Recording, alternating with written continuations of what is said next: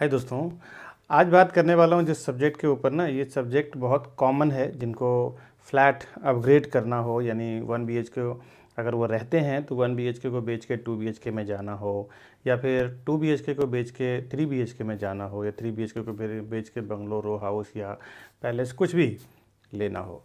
तो इसमें क्या हो रहा है ना कि बहुत सारे कस्टमर के अंदर एक ये देख रहा हूँ कि कन्फ्यूजन ये है कि मैं अपना घर बेचूंगा और सामने दूसरा घर ले लूँगा, मतलब सामने सामने हमारा काम हो जाएगा।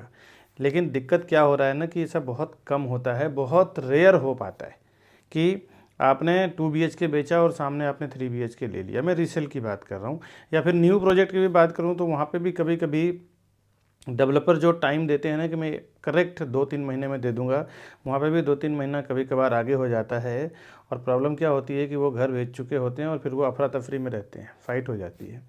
तो इस चीज़ को लेके एक सॉल्यूशन जो मैं हमेशा पिछले अपने 8-10 सालों के एक्सपीरियंस से बता रहा हूँ, जो मैं कस्टमर के साथ करता आया हूँ, वो ये है कि आपको अगर घर अपग्रेड करना हो तो पहले आपको जिस एरिया में घर लेना है ना, वहाँ पे जाके ज़्यादा नहीं, 1-2 प्रॉपर्टी आप देख लें। 2-3 प्रॉपर्टी देखने के बाद एटलीस्ट आपको ये पता चल जाता है कि आपका जितने में घर बिकने वाला है या फिर जितना लोन होने वाला है उसके ऊपर वो टोटल ओवरऑल बजट में आपको क्या मिलने वाला है। जैसे अगर मीरा रोड रहते हैं, न्यू बॉम्बे जाना हो, न्यू बॉम्बे रहते हैं थाने आना हो, थाने रहते हैं कांदिवली बोरीवली मीरा रोड दिल्ली, या फिर कहीं भी जाना हो आपको, चर्चगेट वाड़ाला दादर कहीं भी जाना हो, तो देखना ये है ना कि सबसे पहले वहाँ पे आपके बजट में क्या आ रहा है।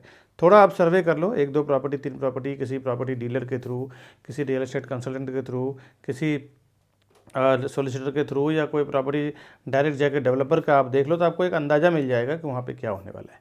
दूसरी बात, उसके बाद ना प्रॉपर्टी फाइनल करने के लिए आप अभी मत सोचो, पहले आप अपना प्रॉपर्टी बेच लो। जब आप पहले अपना प्रॉपर्टी बेच लेते हैं ना, तो होता क्या है कि लिक्विड मनी आपके हाथ में आ जाता है, और उसके बाद आप देखने निकलिए। अच्छा, प्रॉपर्टी आप अगर बेच लेते हैं तो होता क्या है कि आपको घर खाली करना पड़ेगा, क्योंकि जो आपको पैसा देते हैं उनको इमीडिएट घर चाहिए रहेगा। अगर उनको इमीडिएट घर चाहिए रहेगा तो फिर कोई उपाय नहीं है, आपको देना ही पड़ेगा। और वो घर ले लेंगे तो फिर आप कहाँ पे रहेंगे।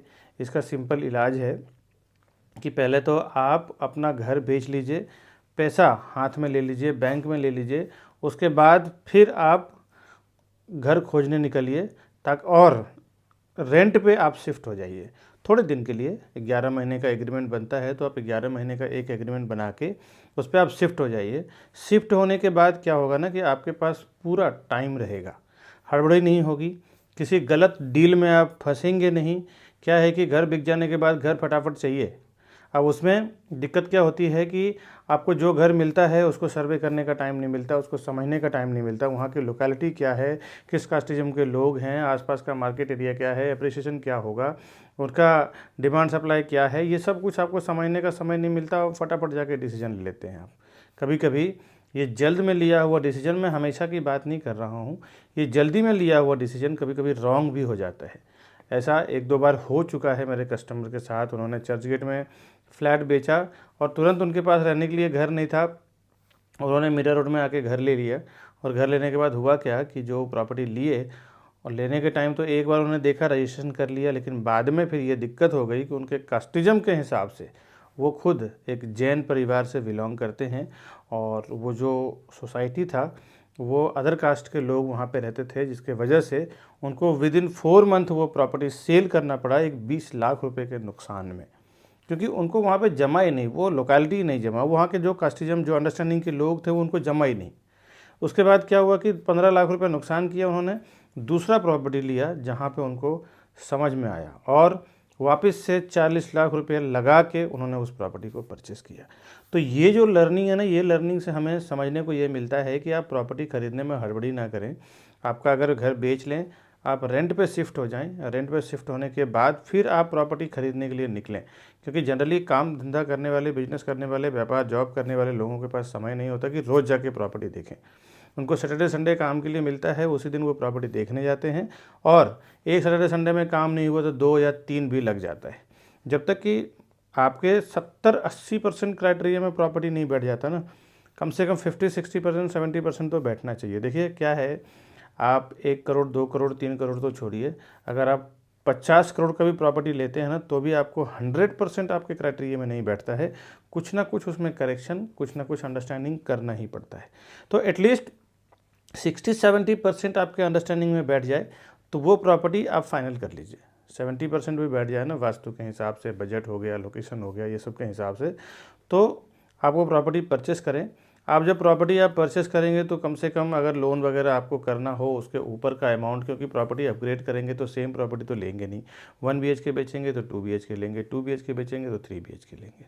तो आप क्या करिए कि फिर जब आपने रेंट पे ले लिया और वो प्रॉपर्टी परचेस किया तो उसमें भी कम से कम 1 से 2 महीने का प्रोसेस होता है, सामने वाला घर खाली करेगा। मैं रीसेल की बात कर रहा हूँ। न्यू बिल्डिंग में भी अगर जब जाते हैं तो न्यू में भी अगर आप घर लेते हैं तो तुरंत रहने के लिए नहीं चले जाते हैं, वहाँ पे भी आप घर लेने के बाद एटलीस्ट कुछ फर्नीचर का काम करवाएंगे, कुछ किचन बनवाएंगे, कुछ वार्डरोब, कबर्ड, सोफ़ा, कुछ भी छोटा मोटा काम करवाएंगे ही करवाएंगे, उसमें भी महीना 2 महीना निकल जाता है।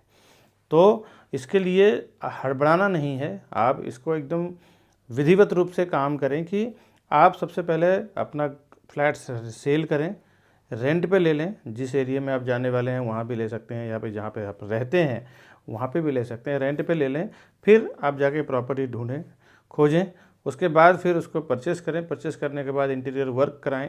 3-4 महीने 5 महीने का जो भी प्रोसेस हो, प्रॉपर तरीके से ये करने के बाद फिर आप वहाँ पे शिफ्ट हो जाइए। अब शिफ्ट होने के लिए आपको क्या लगता है, अगर आप 11 महीने का रेंट, 11 महीने का एग्रीमेंट बनाते हैं, 3-4 महीने का रेंट जाता है, 5वां महीना आप उसको नोटिस देके 1 मंथ नोटिस का एग्रीमेंट आप बनवा लें। 1 मंथ नोटिस में खाली कर दें घर आप, आपका डिपॉजिट भी रिफंड मिल जाएगा।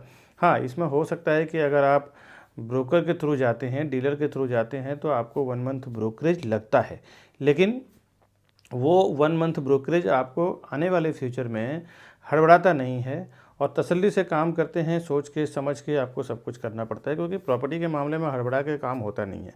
यहाँ पे थोड़ा सा पेशेंस तो रखना पड़ता है, क्योंकि ज़िंदगी भर के कमाई का सवाल है। 1 करोड़ 2 करोड़ रुपया डालना है, 60 लाख 70 लाख 2 करोड़ 3 करोड़ रुपये डालना है, तो यहाँ इतना हड़बड़ी में कोई काम होता नहीं है। तो ये जो मैंने अभी लिटरली मेरा एक्सपीरियंस, बहुत बैड एक्सपीरियंस हुआ है कि कस्टमर ने सामने सामने प्रॉपर्टी बेचने और ख़रीदने के लिए निकले, और फिर क्या हो गया कि उनके टाइम पे पोजीशन प्रॉपर मिला नहीं, सामने वाले को खाली करने में टाइम लग गया। तो अभी उसका केस चल रहा है। उन्होंने केस कर दिया कि मैंने आपको पूरा फंड दे दिया, आपने मुझे थोड़ा भी टाइम नहीं, क्योंकि सामने वाले को 5-10 दिन ही टाइम था और उनको वहाँ से घर खाली करना पड़ा जो उन्होंने टाइम दिया था। फिर ऐसी नौबत आ गई कि उनका अपना सामान ट्रक में रखना पड़ा 5 दिनों तक। उसके बाद उनको खुद को होटल में रहना पड़ा करीबन 1 हफ्ते तक। तो ये जो प्रॉब्लम हुई ना, इस प्रॉब्लम के लिए मैंने जो लर्न किया वो मैंने अपने कस्टमर से शेयर किया, अपने बायर से, व्यूअर से शेयर किया, ताकि ये अवेयरनेस आ जाए कि अपने प्रॉपर्टी जब अपग्रेड करना हो तो उसको एक्चुअल किस तरह से करना है। प्रॉपर्टी इन शॉर्ट बता दूं, 1 BHK 2 BHK लेना है, 1 BHK आप पहले जाके देख लो, एरिया सर्वे कर लो, किस प्रॉपर्टी लेना है, किस बजट में लेना है, कहाँ लेना है। उसके बाद इस 1 BHK को पहले सेल करो, फिर आप रेंट पे जाइए, रेंट पे जाके फिर जाके प्रॉपर्टी आप फाइनलाइज़ करो जो आप प्रॉपर्टी आपको लेना है, और प्रॉपर्टी फाइनलाइज़ करने के बाद फिर आप जाके उसको रजिस्ट्रेशन करिए, लोन करिए, पोजीशन लीजिए, पोजीशन लेने के बाद इंटीरियर वर्क करवाइए। कंप्लीट जब ब्यूटीफुल तरीके से आपका फ्लैट रेडी हो जाता है, उसके 15 दिन पहले आप खाली करने का नोटिस दे दो।